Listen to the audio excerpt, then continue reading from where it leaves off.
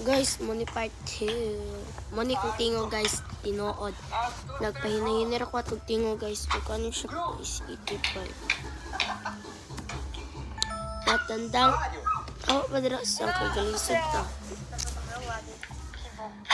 Matandang populasyon. Kabilang sa matandang populasyon sa mga taong may gulang na 65 taon pataas. Sa pangkat na ito, kabilang ang ating mga lolo at mga lola. Kabilang din sila sa umaasang populasyon. May mga lolo at lola na malakas pa at maaari pang magtrabaho, kumikita pa rin sila para sa sarili at para sa mga anak at apo. May mga lolo at mga lola na hindi na nagtrabaho kahit malakas pa. Tumutulong na lamang sila sa mga gawaing bahay na kaya pa nilang gawin, tulad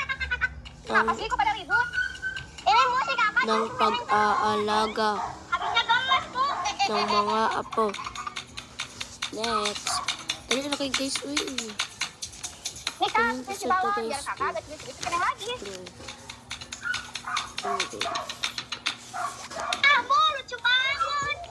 Guys, okay, ang sira na namin guys.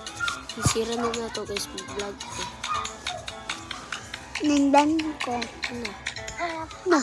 Naghanap buhay na populasyon. Ang mga taong mula 15 hanggang 64 taong gulang ay kasapi ng sa inaasahang populasyon. Hindi sila napakabata at hindi rin napakatanda. Malakas sila at kayang-kaya ang paghahanap buhay.